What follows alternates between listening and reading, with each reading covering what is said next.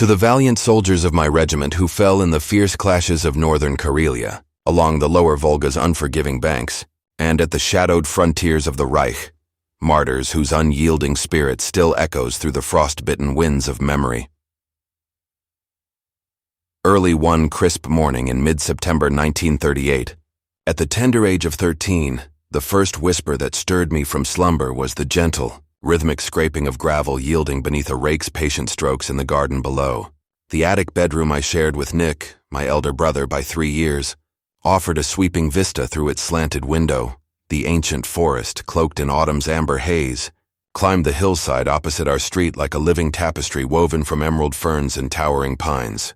We were ensconced in my maternal grandmother's half-timbered haven, mother's house as we all called it, for a languid weekend during our autumn school break. The sprawling, enchanting edifice, with its exposed oak beams and flower-draped eaves, cradled our entire family. My parents, my spirited younger sister Nick, our boisterous middle brother, and me. A chorus of laughter and footsteps already hummed faintly from the floors below, promising the day's unfolding joys. That familiar gravel song ignited an exuberant surge of joy and anticipation within me, conjuring vivid vignettes of countless blissful summer sojourns here. The scent of sun-warmed earth, the trill of birdsong at dawn, the splash of cousins diving into the nearby brook. It crystallized the realization that today marked Mother's 65th birthday, a milestone steeped in quiet reverence. Shafts of golden sunlight pirouetted across the cream-washed wall facing our open casement, their playful dance heralding another balmy September day, where the air held just a hint of impending chill. I bounded from the rumpled linen sheets, heart alight with pure, unadulterated bliss, and peered down from the sill. There, old Breckle, Mother's steadfast gardener, his weathered face etched like ancient bark, labored with meticulous fervor on the curving gravel path that swept gracefully from the wrought iron gate to the house's ivy-clad entrance. Eager to render the estate impeccable for such an auspicious occasion, he etched fine parallel furrows into the thick carpet of yellow-brown gravel, each line a testament to his devotion, catching the light like veins of molten gold. Stenner, my mother's younger sister, lithe and practical, with a no-nonsense bob of chestnut hair, leaned precariously over the loggia's carved parapet, her light blue cotton dress fluttering like a summer sky, cinched at the waist by a crisp white apron dusted with faint flour from morning's baking. She tilted her head skyward, squinting against the sun to divine the weather's whims, her sharp green eyes appraising the scattered clouds drifting like wayward thoughts. "Hey, you!" she called up, spotting my tousled head at the window, her voice carrying a teasing lilt beneath its command. "Good morning, lazybones. Come down at once. You can make yourself useful and help me lay the table. I reckon we'll breakfast on the loggia today with this breeze so inviting." "Coming," I hollered back, already scrambling into my shorts and shirt, the wooden stairs creaking like old friends under my bare feet. Moments later, I emerged onto the open-sided loggia, an airy extension of the house floored in black and white checkered tiles that gleamed like a chessboard under the morning sun. Lavish white wicker furniture, armchairs plump with faded floral cushions, a round table scarred by generations of family feasts, invited us to linger. Here, mere steps from the house's threshold, the woodland of the Harz Mountains unfurled in verdant splendor, its moss-carpeted floor and fern-fringed brooks exhaling a profound, earthy perfume of damp loam and pine resin, laced with the faint metallic tang of trickling streams. This invigorating freshness, so achingly familiar, wrapped around us like a balm each time we returned to the Brookmans' domain at Hardenberg, that timeless realm of rustling leaves and hidden glades. Stenner's domain was the hearth and household, a spinster like her elder sister Ada, both devoted sentinels to Mother's quiet empire. Together we orchestrated the table's adornment with ritualistic care on this singular day, unfolding starched white linen cloths that whispered like secrets, arranging the delicate white and blue spode china, its rims etched with forget-me-nots in precise symmetry, flanking each setting with an arsenal of gleaming silverware, fish forks, butter knives, and ornate spoons that caught the light like captured stars. Bouquets of late summer bounty overflowed from crystal vases, velvety dahlias in crimson and gold, spikes of lavender-scented delphiniums, and clusters of wild asters foraged from the forest's edge, their petals unfurling in extravagant profusion, perfuming the air with sweet nectar and faint decay. What materialized upon this elegant canvas was, in contrast, a humble feast, crusty loaves of rye bread and featherlight rolls still warm from the oven, golden curls of unsalted butter nestled in a chilled porcelain dish, and an array of homemade preserves, tart quince jelly shimmering like rubies, velvety plum jam flecked with cinnamon, and golden apricot spread infused with vanilla pods, each jar a labor of Stener's patient hands. At the center steamed a vast silver samovar of coffee, its rich, nutty aroma mingling with clouds of fresh cream, whipped to silken peaks. Meals Chili Brookmans were cherished not for gastronomic excess, but for their serene ritual, a canvas for simple sustenance amid convivial chatter. Absent were the indulgences of meat, eggs, bacon, or pungent cheeses.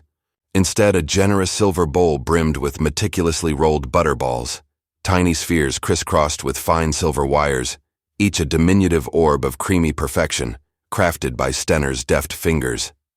Such traditions were upheld with unyielding fidelity, even now that the house echoed emptier without the bustle of maids, their starched aprons and soft-soled shoes long consigned to memory. On this radiant day, the house brimmed with kin save for Ada, whose absence cast a subtle shadow.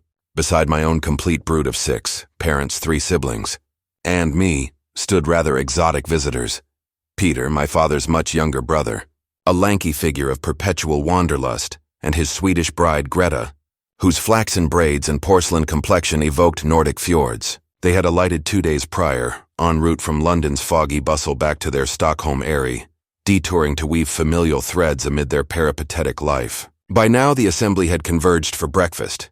Mother, serene and statuesque in her dove-gray wool, the undisputed matriarch whose word was law unspoken, Stener presiding with her characteristic sullen efficiency, ensuring platters circulated without flaw.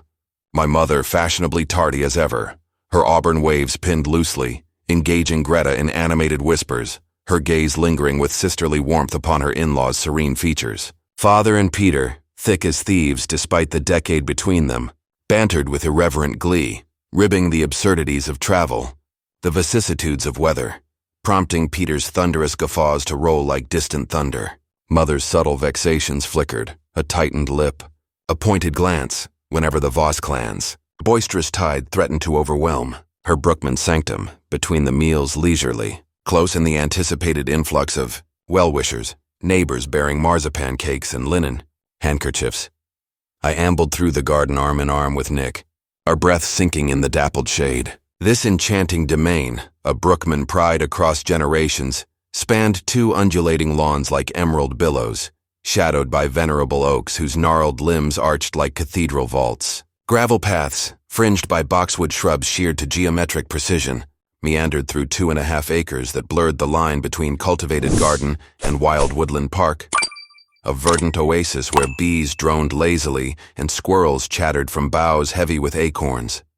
A quaint pavilion, its latticework etched with climbing roses, surveyed one lawn like a benevolent sentinel. Nearby loomed a spacious rotunda, its dome pierced by skylights, housing a resplendent Venetian chandelier, drops of Bohemian crystal cascading like frozen rain, a lavish token from Mr. Siemens, the titan of industry. To my grandfather for some long-forgotten favor, for we children, this realm was an enchanted playground of infinite mischief.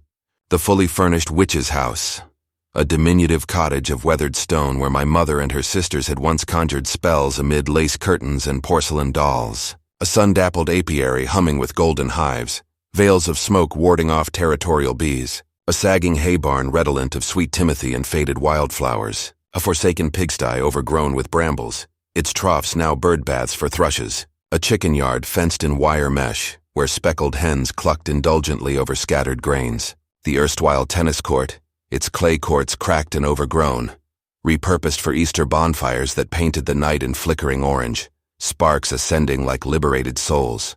Concealed in a secluded alcove lurked a loft bed, an open-air bathing tub of seasoned oak, suspended on iron chains like a swing, its enamel interior still bearing faint rings from soapy immersions. A daring modernist flourish by my forward-thinking grandparents, predating the era's sleek chrome by decades. Capping this sylvan bounty were orchards of gnarled apple trees heavy with Ruby Cox's orange pippins, pear boughs sagging under Bartlett's juicy orbs, cherry sentinels blushing crimson, and a colossal walnut tree whose furrowed trunk sheltered our clandestine forts. It's nuts harvested in autumnal raids that stained our fingers indelibly brown. Say, Nick, I ventured as we perched on the pavilion's weathered stone steps, the cool marble seeping through our knickers. What on earth happened yesterday on your mountain jaunt? I caught Father muttering something to Mother this morning. Something about Uncle Peter. Couldn't quite catch the gist. I sensed Nick's piqued curiosity. A spark mirrored in my own, a blend of amusement at the escapade and vicarious embarrassment for its instigators. The prior day had whisked us into the Hartz's craggy embrace. A merry octet, my parents, Peter and Greta ensconced in our rumbling Opel, while family friends Philip von Bergdorf and his sister Nora ferried me in Bergdorf's sleek Mercedes, its leather seats redolent of polish and adventure. Nick had demurred, ensconced at home tinkering with the radio's finicky valves, ensuring crystal-clear reception for the leader's evening address from the Reichstag's marbled halls. To prolong the tease, I circled the tale's periphery. "Oh, we had a ripping time," I drawled, kicking idly at a pebble that skittered into the grass. The sun beat down like July's ghost, still sweltering really, and we plunged into the Bode Brook for a swim, the three of us, Philip, Nora, and me. The water was a glacial shock, straight from the mountain's icy heart, numbing our toes and stealing our breaths, but we whooped and splashed like otters regardless. Philip and I stalked trout afterward, those silver phantoms hovering beneath the undercut banks, their flanks flashing like buried treasure. We'd lunge with cupped hands only for them to torpedo away in disdainful darts. The picnic was a feast of salami sandwiches on crusty Kummelweck, tart cider from local presses, and wedges of Emmentaler that melted on the tongue. Later, channeling Father's mycological mania, we foraged for chanterelles and boletus amid the leaf litter, baskets brimming by dusk. Nick leaned in, eyes narrowing. "That's all splendid, but it can't be what Father meant." "Out with it. What's this about Peter?" "Ah, that," I grinned, drawing out the denouement. It brewed during the leader's speech. We had paused at a rustic village inn, its oaken beams smoke-blackened from centuries of hearth fires, for a fortifying repast.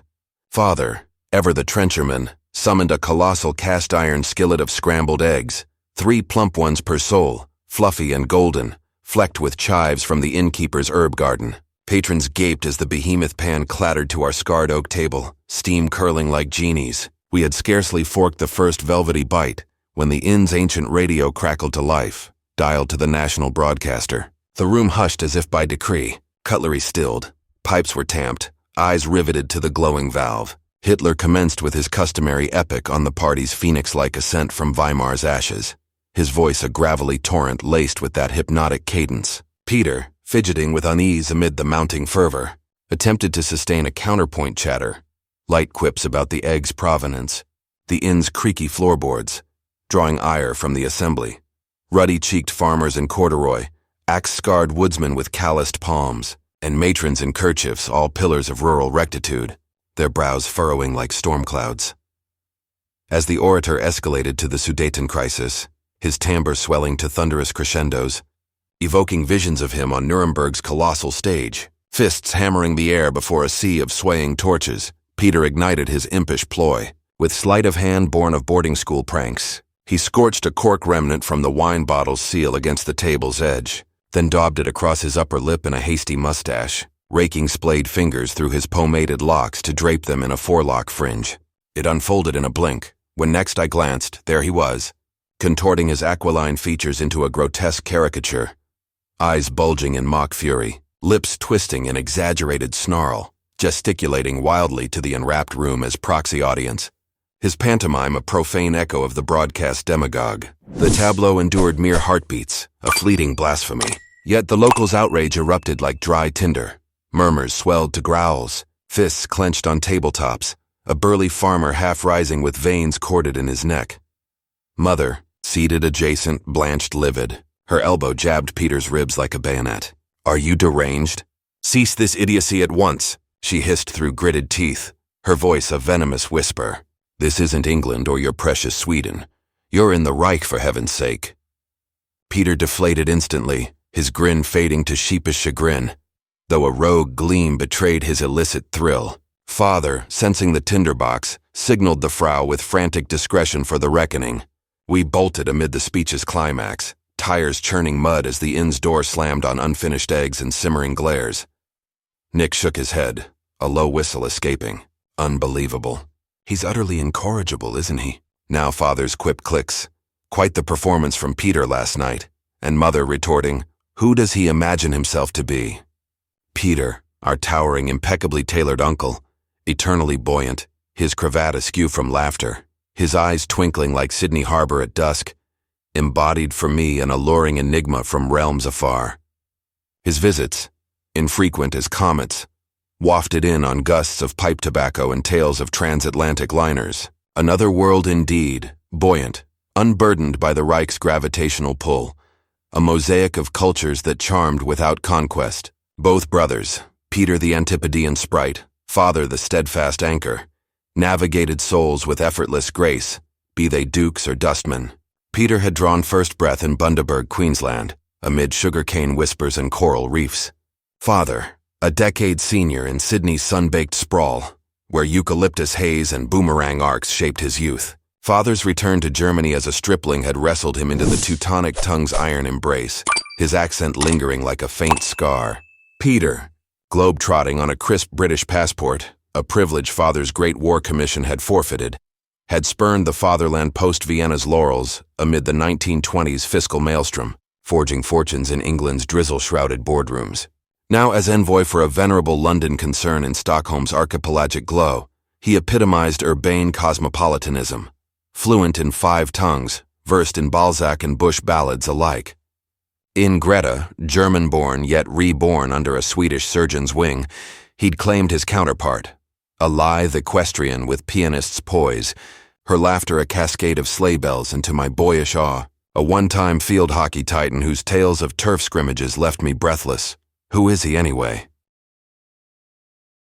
I pondered aloud as Nick and I lingered on the pavilion stairs, or temple as family lore dubbed it, evoking its neoclassical pediment. Nearby, a crescent of thuja trees, their needles of verdant curtain, hemmed the temple's flank, enfolding a shadowed niche where a humble wooden cross stood sentinel. Its weathered inscription, carved in Gothic script, pierced the gloom. First Lieutenant Günther Bruckmann, born on April 12, 1885, fallen in Volhynia on August 20, 1918. Fresh blooms, perhaps violets pilfered from the forest floor or hothouse roses from mother's conservatory, perpetually graced its base, a silent liturgy of loss. I knew Günther's likeness intimately, the sepia photograph on mother's bureau at home, capturing mother's sole son in resplendent lieutenant's blues, his jaw set like Carrara marble, eyes alight with premonitory fire, a forage cap tilted at a rakish angle. That morn, amid the birthday's buoyant hum, a nascent intuition stirred. How profoundly my kin diverged in their entanglement with history's tempests, past and nascent. Unlike my parents, whose youths had been scorched by the Great War's inferno, father's batteries thundering at Verdun, mother's homefront vigils etched in ration cards and telegrams, Peter drifted aloof, unscarred by that cataclysm's aftershocks. The post-war carve-up, Versailles' vengeful map, reparations yoke, registered for him as arcane cartography, not the victor's gloating verdict that haunted father's generation. When Hitler assailed that brittle order as a festering wound, his rhetoric a scalpel to the Reich's pride, it stirred Peter's mirth rather than my parents' brooding ire. Yet even father's aversion to bombast, his clipped disdain for flag-waving zealots, masked strata of resolve, symbolized by that cross's stark vigil, Günther's ghost, a spectral reproach to levity. Mother, bolder in her candor, voiced the undercurrents aloud, her reservations a bulwark against the tide. But today was mother's, a fragile interlude of cake and confidences. Later that morning she held court in the library, a sanctum of leather-bound tomes and brass lamps casting pools of amber, a diminutive figure swathed in widow's somber bombazine, its folds pooling like midnight ink. Her sole nod to festivity, a collar of finest Mechlin lace, frothing higher than her usual severity, framing her throat like a ruff of snow. Erect as a lancer, her luxuriant mane, a riotous helix of ebony and argent, defying the era's dowdy chignons, swept upward in a defiant crest. Each guest met her kinetic gaze, hazel eyes appraising with unflinching acuity. Now and then, she summoned her lorgnette, a filigreed ivory affair tethered to a golden chain that draped her bosom like a talisman, to peer at filigreed greeting cards, their verses inked in copperplate flourishes. To me, She incarnated an epic gilded by pre-war plenitude. Patriarchs like grandfather, visionary merchants, privy councillors to Brunswick's ducal court, had amassed estates through shrewd ventures in textiles and timber, now shepherded by mother's temperate frugality, a velvet glove over iron fiscal reins. Grandfather lingered spectrally from his fulsome oil portrait in the hall, a patrician in frock coat and starched wing collar, his cerulean eyes vivid as Wedgwood, tracking passers-by with benevolent scrutiny, as if auditing their souls. By midday, kin and callers migrated to the garden, clustering amid the white-painted benches and Adirondack chairs that dotted the lawns like invitations to repose. Among the throng, the Bergdorfs, steadfast neighbors whose lineage intertwined with the Brookmans since the Gilded Age, when both clans had claimed these sylvan plots and conjured their idols from oak and quarry stone. Owners of a Brunswick forge crafting colossal cornmeal grinders and oilseed presses, behemoths exported to Argentine pampas and Anatolian steppes, the Bergdorfs exuded patrician elan. Their domain dwarfed ours twofold, a baronial expanse of pleached alleys and parterres. Though I'd roamed its groves oft, pilfering gooseberries from espaliers, I stood humbled by the manor's grandeur, salons paneled in Circassian walnut, frescoed ceilings depicting Arcadian hunts, evoking an era when waltzes swirled till dawn, faded carte de visite from mother's adolescence, silhouetting the Bergdorf and Brookman sisters in diaphanous muslin gowns, brims of leghorn straw shading cascades of unbound tresses, posed beneath silver birches against a lawn like a Persian rug, mirrored the house's sinuous Art Nouveau tracery, all whiplash curves and stained glass glow. Philippe von Bergdorf had arrived too, his loping stride devouring the path. 3 years my senior, a chasm at our tender stage, yet our Brunswick school days forged an alloy of camaraderie, tempered in Hardenberg's holidays, daring ski descents on boot-packed powder, a sense of the Brocken where witches' Sabbaths lingered in mist-shrouded lore, and illicit cherry raids on the Bergdorf's laden boughs, juice staining chins like war paint. Nora, his quicksilver sibling, oft abetted our capers, her laughter a silver bell. The prior annum, we'd forged 2 idle weeks at a youth group summer camp deep in the Harts' bosom. Philip as squad leader, marshalling his lads with quiet command. I a fledgling camp guard patrolling perimeter fires whose embers spat defiant stars. One velvet midnight post-rounds he collapsed beside me on a log, the blaze's ruddy nimbus gilding his profile as we dissected lineages, Brunswick's burgher barons, his forebears' mercantile odysseys, and antiquities' annals, where he shone, dissecting Teutoburg's ambuscade or Varus's doom with a scholar's relish. Recalling that encampment, I divined our shared savor, the mantle of duty, a nascent armor for untried shoulders. For so many lads he the vanguard, I the sentinel, it kindled a quiet exultation, being the unseen ward while comrades slumbered, breaths sinking with the forest's hush. Later, on distant fronts, such vigils morphed to millstones, their weight bowing the spine. Yet then, in green youth, they strummed a chord attuned to destiny's overture. Philip's mien was arresting, robust yet refined, a patrician's frame honed by equestrian pursuits and fencing foils. Good breeding, mother termed it with a conspiratorial wink. His rapport spanned castes, captivating youth group urchins with tales of Teutonic knights, disarming dowagers with deferential bows, open-featured and comely, his countenance schooled in repose. 2 faint creases bracketed his mouth, initially intimating veiled melancholy, only to erupt in a dimpled, ensnaring smile that disarmed like sunlight-piercing cirrus. In the afternoon's golden ebb, as revelers dispersed, bearing doggy bags of almond tort and farewells scented with attar, families scattered like leaves, some to siestas in hammocks, others to croquet on the upper lawn.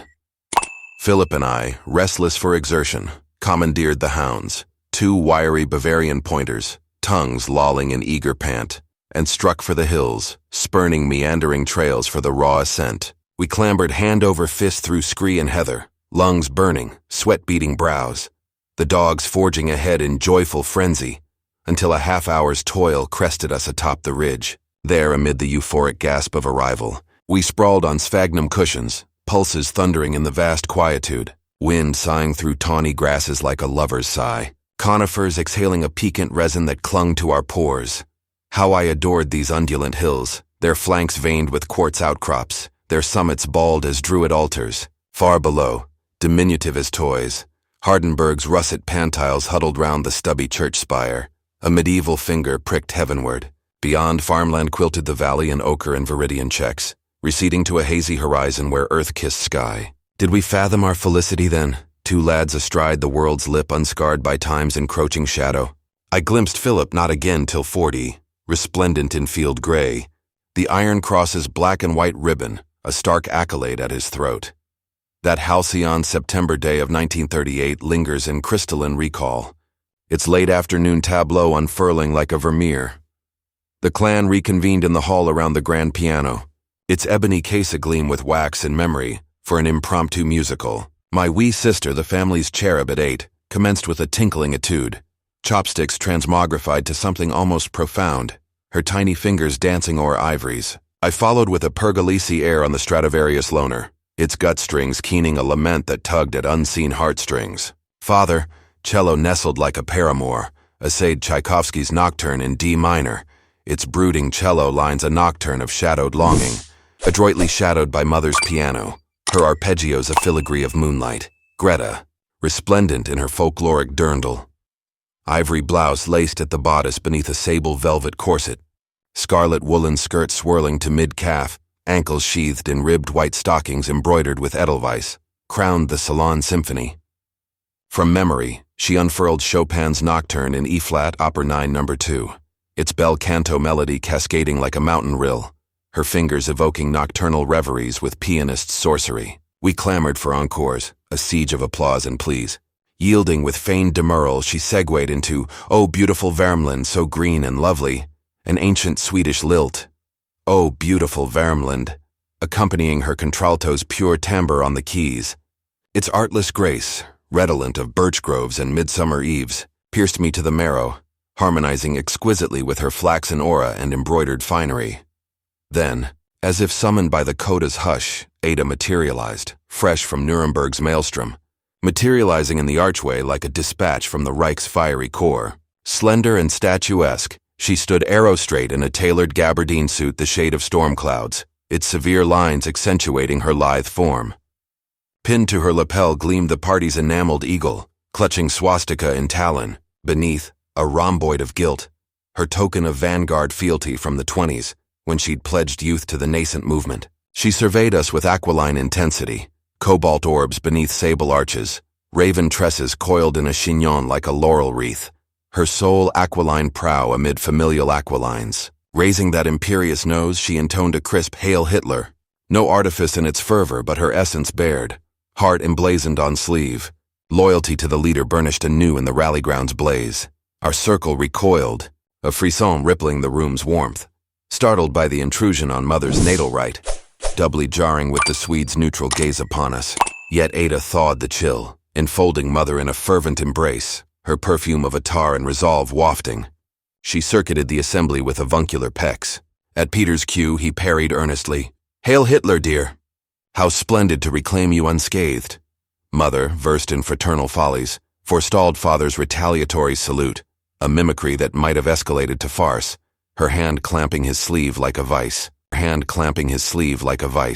Dinner unfurled in deceptive serenity around the hall's mahogany refectory, aglow with beeswax tapers and silver girandels, the air thick with roast pheasant's savory steam, potatoes au gratin bubbling in cream, and red cabbage braised to jewel tones. For an interval, harmony reigned as Ada, ensconced like a herald, regaled us with Nuremberg's pageant, the spectral torchlit marches snaking through medieval lanes, banners snapping like thunderclaps, the midnight grand tattoo, a sonorous tattoo of drums, fifes and massed boots on cobble, evoking Teutonic legions risen. In her eyes, she'd borne witness to epic's forge.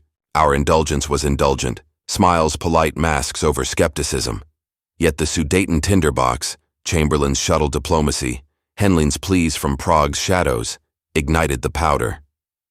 At 13, geopolitics eluded my grasp, a fog of names and borders, yet alarm coiled in my gut like barbed wire when Ada championed the leader's ultimatum, his vow to reclaim self-determination for the Sudeten Germans by referendum or iron.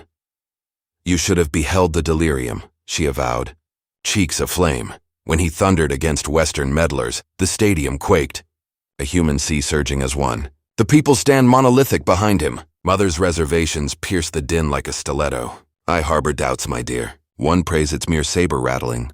Else war looms, devouring us anew. And spare me, this isn't the nation's unanimous cry, whatever the radios proclaim. I'm afraid Edith speaks true, Mother interjected, her timbre a velvet blade, folding her napkin with finality. The papers whisper of London's pledge to Paris. Czech soil breached means British boots. Pray the Entente heeds restraint. The British and French? Bedlars in our kin's plight. Ada flared, lobes crimson as envoy's seals. The people's will is sovereign, none of their affair. Quite, Peter drawled, swirling his Riesling, as the leader posited last eve, though perchance he's the interloper nannying their ward. Czechoslovakia, their Versailles progeny after all. Decent sires shield fledglings from presumptuous neighbors, no? Ada's retort lashed like a whip. Evidently you've slumbered through Germany's renaissance these 5 years, Peter. The post-war yoke? Anathema, unsustainable. Our new thinking discards it like chaff. The Czechs grind 3.5 millions under heel. The leader abides it no longer. He'll shatter their chains. And if the powers demur? Peter pressed, undaunted, fork poised midair.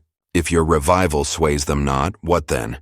They spurn your axioms, your national phoenix. Will bayonets bend parliaments? In the end they shall, Ada countered, voice steel-clad. Our cause's righteousness is our bulwark. The people's fealty to the leader, unassailable. For pity's sake, enough politicking. Father erupted, chair scraping like a saber. Feudal prattle, we lack the ledger's full sum. Absent facts, why posture as statesmen? I loathe this charade, as if our whims sway chancelleries. Desist, I beg! But Ada, once roused, was a tempest unyielding. What I abhor are the cynics, the eternal naysayers who assail the leader's prescience at crisis cusp. That plague must end, or count me absent from your skeptics' choir, Father muttered, rising as if scalded. If this persists, yet Mother, with matriarchal finesse, steered the galleon from rocks, summoning brandy and bridge, her lorgnette flashing like a semaphore, averting schism. Such fissures were no novelty. Politics, that serpent in Eden, had slithered into our idols ere this, souring broths with ideological brine. Fortnight hence Munich's conclave convened. Ink rather than ichor sealed the Sudeten's fate, ceding the pale to the Reich sans shot. My inaugural vigil over world politics, headlines devoured by lamplight, maps traced with stubby pencils, had averted Armageddon. Thenceforward I intuited war's specter, manifester lurking as my generation's inexorable thread, mirroring the warp and weft of sires and grandsires. It was late winter's pall when I alighted in Brunswick for a duo of days with Grandmother Voss, my paternal lineage's anchor. My brood tarried at Hardenberg, our third Yuletide since war's clarion in '39. Father, recalled as reserve lieutenant, vanished into the Eastern Front's maw near Smolensk. His dispatches cryptic postcards of mud and morale. Naught more pierced the fog of uncertainty. Fresh snow had mantled the realm twixt Hardenberg and Brunswick, a luminous shroud. Silent as absolution, the locomotive's rumble muffled in drifts that sparkled like crushed diamonds under gibbous moon. At the main station, wayfarers scurried in chiaroscuro, overcoats buttoned to chins, collars furred against the bite, exhalations blooming as ephemeral ghosts. The square beyond yawned altered, pre-war's vivacious pulse, brasseries abuzz with sparkling wine and Strauss, trams clanging in electric fervor, yielded to 42's spectral hush. Blackout veils shrouded facades, snow muting footfalls to whispers, traffic's growl subdued to a subterranean purr, headlamps veiled in azure slits like wary eyes. This unreality, theatrical as a Brechtian stage, oppressed yet entranced, civic sinews throbbed unseen, life coursing in cellars and bunkers rather than boulevards. War's tidings bore the true yoke. Pearl Harbor's thunderclap, yoking the Yankee colossus to our fray. Grimmer still, the Wehrmacht's laconic high command bulletins unveiling the Red Army's vice on Army Group Center, a cataclysmic pivot. The press's gigantic defensive struggle, a euphemism for hemorrhage. All minds bent to the front's phantoms, ensnared in autumn mud's quag, now dueling for bare existence amid 30 Celsius's scythe, sans felts or fur-lined greatcoats, toes blackening to gangrene. Gazing from the carriage at Snowfield's vast blancmange, Sienkiewicz's 1812 phantasmagoria resurfaced. Grand Army's rout. Cossack lances glinting as they harried the horde through taiga's desolation. Steps swallowing stragglers like quicksand.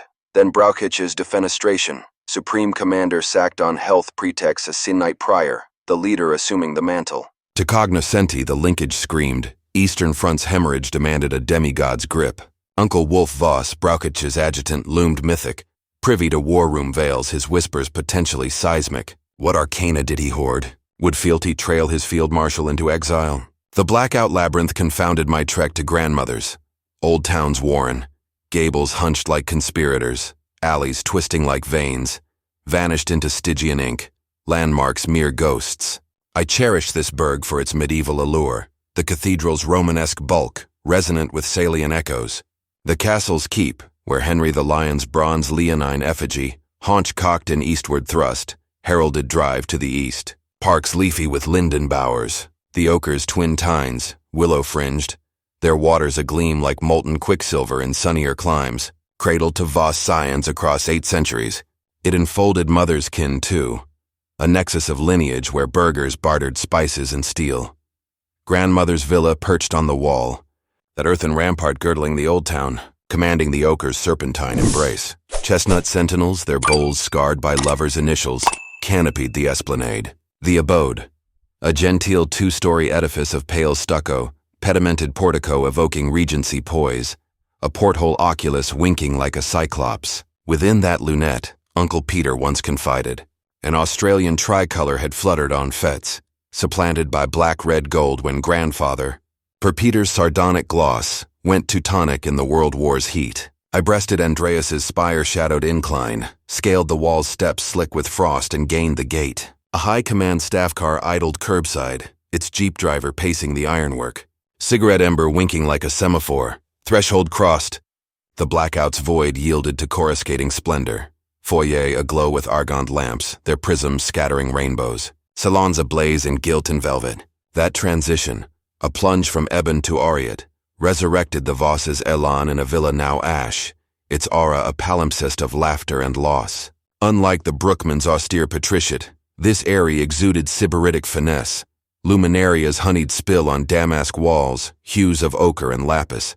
Furnishings a global collage, fine Biedermeier settees abutting ancestral oils of stern progenitors, rattan screens from Indochina, splashed with ikat dyes, mahogany vitrines groaning with Wedgwood and Meissen, brass ewers from Lahore brimmed with hothouse lilies, their pollen dusting sills like gold dust. One salon bulkhead draped in tapa, dusky mulberry bark, incised with Fijian motifs in jet, flanked by atavistic arsenal, hardwood war clubs beaded in shell, feathered arrows from cannibal coasts, spears tasseled with human hair.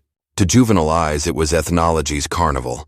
Paramount, grandmother's Gainsborough, a magisterial canvas of her trio progeny post-Pacific repatriation, their faces limned in rosy health, frolic amid potted ferns. I discovered her on the Chesterfield beneath that heirloom. Attenuated yet animated, her aquiline nose honed sharper by time's chisel, but spirits buoyant as champagne. A chalice silk frock in noir et blanc paisley, vines and twining parrots, complemented her coif, a modernist chignon of spun silver. On the rosewood lowboy sprawled a patience of bridge hands, dummy exposed mid-trick, as was her nocturnal rite. Exposed mid-trick, as was her nocturnal rite. Behold! She trilled as I settled, extending a slim volume bound in tapa facsimile, its pages a mosaic of sepia snaps and typed reminiscence. My Australian annals at last. Relay to your mother I've conquered the beast. Penned by Aunt Isa in precise courier. Interleaved with ochre-tinted carts from Antipodean vaults. It chronicled a debutante's odyssey trailing a dapper suitor to Terra Australis.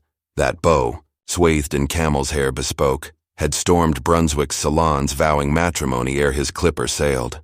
Leafing its prelude, I traced her quill, gale-swept Cape Town coaling stops. Fremantle's eucalypt haze, bush christenings under boab canopies, etched indelibly, father's juvenilia, a sepia gem of him at 8, crouched akimbo on dust-caked knees, Panama cocked at buccaneer tilt, chomping a watermelon crescent whose juice sluiced chin to elbow, overseen by his aboriginal aya's gap-toothed beam. That instant struck like epiphany, life's phases as gossamer veils shredded by zephyrs. How evanescent that sun-kissed imp against the palimpsest, Imperial Army gunner in Flanders fury, interwar paterfamilias bartering thrift for hearthglow, then Eastern Front First Lieutenant, his lifeblood a libation to the steppes' insatiable maw. What then moored identity? Mine own? Only in senility's hindsight did I probe the lad fiddling Pergolesi in mother's salon vis-a-vis the conscript hosing lead from a machine gun nest. Guess who's graced us? Isa carolid, ingress with a laden salver, platter of Westphalian pumpernickel slathered in lard, radishes crisp as frost, and zwieback steeped in chamomile. Trailing her, Uncle Wolf materialized, his field gray a thunderhead in the lamplight. I vaulted erect, galvanic, as if adolescence's fuse sparked to history's arc, for Wolf's orbit round Brauchitsch cast him as oracle, privy to leader headquarters' esoterica. Yet his sojourns pre-39 were quotidian, no novelty in his tread, imposing in stature if not altitude, erect as a ramrod, lean as a bayonet. He embodied general staff apotheosis, trousers piped in crimson scarlet, a braid of command that awed my callow gaze. Grizzled orbs lanced from hedgerow brows, rubicund jowls and laconic poise crowned the archetype. Women succumbed to his thespian timbre, family lore whispered of a thespian youth, declaiming storm and stress odes in baritone purity, yet celibacy claimed him. The wandering bird's free spirit, tamed behind Prussian veneer, hinted at passions banked like embers. This eve, he betrayed no Eastern Front angst, no tremor at Brauchitz's ouster, no qualm at the Wehrmacht's winter waltz with annihilation. Converse meandered familial fjords. Grandmother's opus evoked Down Under's lotus eaters, Sydney soirees under jacaranda blooms, Fijian luau where kava flowed like Lethe, yachting Vanuatu's coral lace, idols poignant in war's umbra, a requiem for squandered Edens. Another revelation awaited. Post-grandmother's chamomile bedtime, Wolf divulged Philip von Bergdorf's morrow matinee. Astonished, I'd presumed their paths unplated. He elucidated Nora's high command billet in the Bendler block, a serendipitous encounter days prior. Philip, furloughed from Finnish forays en route to SS officer school, had tarried for sibling supper. Wolf, Finland's aficionado since 18's crimson snows, solicited Lapland dispatches. Guessing my yen for reunion, he bid me tag their constitutional. The residue of Eve spun Finnish skeins. Wolf, indulgent to my barrage, queries on Mannerheim's dowdy host. Simo Heha's spectral sniper, unspooled Helsinki's nativity, 18's Bolshevik putsch, Mannerheim's white guards routing Reds in Tampere's barricades, 39's winter war, where ski-borne phantoms in whiteout shredded leviathans at Suomussalmi. Allies lingered in his ranger's mess, duels o'er aquavit, toast to kinslayer. That David-Goliath saga enthralled, a microcosm of Between-Decks' polarities, the yogurt white versus crimson horde in Dwinger's epos, which I'd gulped at 11, a Manichaean epic cementing Bolshevism as archfiend, kulak pyres and cathedral desecrations at Stigmata. That colloquy, unwitting overture to my own Finland saga, seeded affinity for those stoic fjord dwellers, their saunas and grit a lodestar. Unforeseen then, it flowered later in snow-slogging patrols and shared teapots. Dawn's pallid light greeted our tryst. Philip's clasp was fraternal forge hot, forged in absent months. Lapland's rigors had whittled him, gaunter, grave as a cenotaph, the labial furrows etched deeper, twin sabers of resolve. Yet his smile, that disarming crescent, flitted as of yore, banishing the gulf. Erstwhile squad dynamic, elder to fledgling, had evaporated. A subtle remoteness lingered, the front's patina. My own hiatus from khaki-bred diffidence. Enlistment loomed, but barracks beckoned distant. Thrice we promenaded the wall's snowy catwalk. Wolf, Philip, I, brine-laced gales whipping scarves. Philip's Karelian chronicle evoked Fenimore Cooper fever dreams. Mountain rangers, hunters, spectral in tundra's maw and taiga's gloom. Sustained by mule convoys snaking like khaki worms, fodder panniers groaning under oats and rifles. Skirmishes savage, intimate, bayonet kisses in birch thickets, Ivan's snarls amid mosquito plagues of polar midsummer, solstice's endless gloaming yielding to polar night's endless dark, where auroras danced like Valkyries or 40-degree in hells, fingers fused to triggers. The German-Finnish offensive, he sketched, cleaved the Murmansk-Leningrad arteria, ice-free Petsimo's jugular to the besieged Venice of the north. But nuance eluded. Philip's probe of Wolf's strategic tea leaves met parry. No alliance, Wolf demurred. Finland spares England and Uncle Sam for now. Secure that rail and alliances shift like flows. Such esoterica soared o'er my pate. I savored the saga's daring do. Philip tarried for luncheon. Sauerbraten's tang, potato dumplings plump as fists, discourse veering to Peter's Stockholm Straits. Sacked by British paymasters, letters hinted espionage's chill shadow, mysteries veiled in code. The firm's ledger unbalanced, winds from Whitehall ill. Repatriation tempted. Despite Kaki's compulsory call, a war Peter's passport once evaded, grandmother urged return, her maternal net flung wide. Blind to his aversion for the fray, Peter's paragon crumbled. The globetrotter, Bundaberg babe, Danube savant, London groom to Nordic nymph, explorer passport his aegis, now snared in fatherland's web, frontiers calcified to Maginot ramparts, cosmopolitan carte blanche revoked, borders, once footnotes, loomed leviathans. Postprandial, Philip lingered for Wolfe's Eastern Front autopsy, my eavesdropping tacitly sanctioned. We huddled in the salon's alcove, gloaming bleeding indigo through casements, soldiery visages fading to silhouettes. Wolfe's Jeremiad was sepulchral, Army Group Center a tinderbox, Red Army's hammer blows from December's solstice too tardy for phased retrograde, thus, hold the position. Till sinews snapped. Odds abyssal. Ivan's hordes, fur-clad and feral, outnumbered our frostbit phantoms, sans ulster or unction against the General Frost's 30-degraded scimitar. High Command's fiat, utmost exertion, terrain tenaciously clutched, heedless of mud-weary bones or Chilblain's fire. Wolfe's dispatch, thrice reiterated, evoked Caulaincourt's Napoleonic twilight of the gods, columns corded in snowshoes, eagles trampled under sleigh runners. A commander's daily order encapsulated the vice, self-sacrifice, duty. Stark as a guillotine, yet apposite, Wolfe mused, to thin khaki cords strung across collective farm vastness. Teetering against deluge, Philip unvarnished. Mr. General Staff, the lightning's misfire is manifest, mired in Russian winter. Braukich's scalp for November's stall. Wolfe parried, lightning faltered. Longevity's the new calculus. Heaven's phalanxes replenish, Yanks funnel via Murmansk. Air Force's net frayed. We misgauged their mettle, dithered on pivots. Not the Field Marshal's demerit. His ticker falters under strain. Winnable still? Philip murmured, voice a crypt. Wolfe's hiatus stretched taut, frankly inscrutable. Odds sour in East, sourer in totality, from staff officer's ledger. Dubious at best. He ruminated, prior qualms.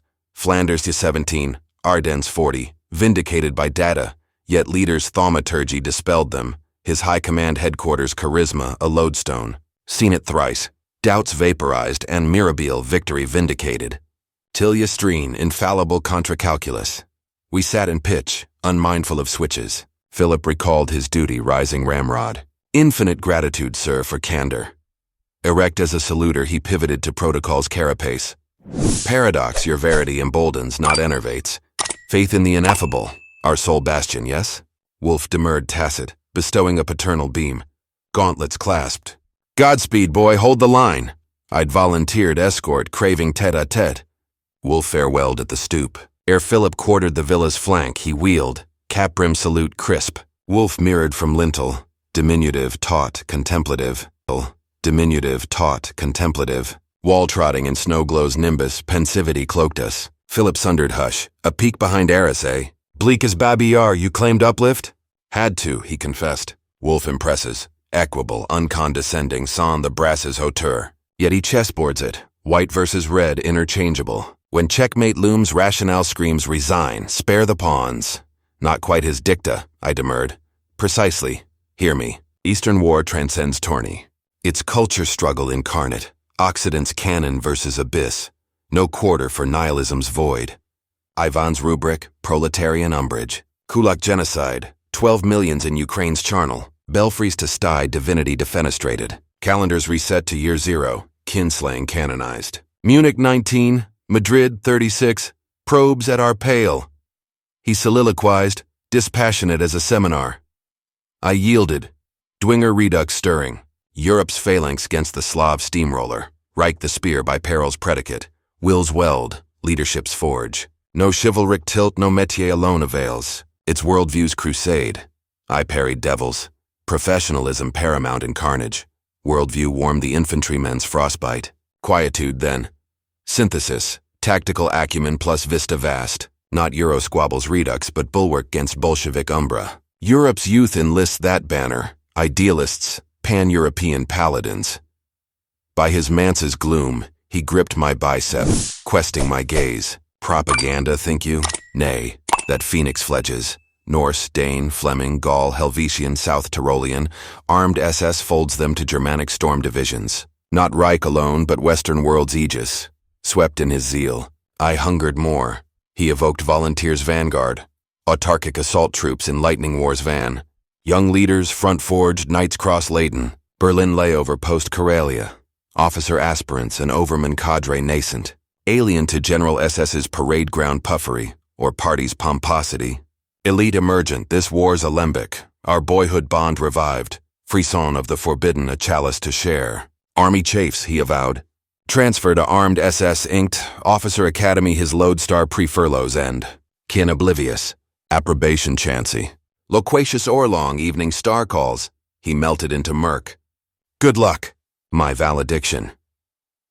Retrograde, I distilled the symposium's elixir, detour deliberate for rumination's leisure. First, the daily order's knell, self-sacrifice duty, resonated, quickening my romantic corpuscles. War's vortex at 13, no outlier in zeal for billet, daydreams laced with panache, paratroopers' audax plummet behind lines. Sabotage, Philip's armed vision allure amplified. Pan-Europe's paladin, transcending gloom's pall. Vague intimation of new order, supranational Stefan George's storm drive. In the storm driven and terrible at morning light signals leads he his followers to the day's work, and founds the new Reich. Unripe for oath, that chrysalis cracked later. I craved lucidity. Wolf awake? Conclave on SS sinews? Vain. A nocturnal wire to Bendler block spirited him Berlinward, staff car's taillights fading into flurry.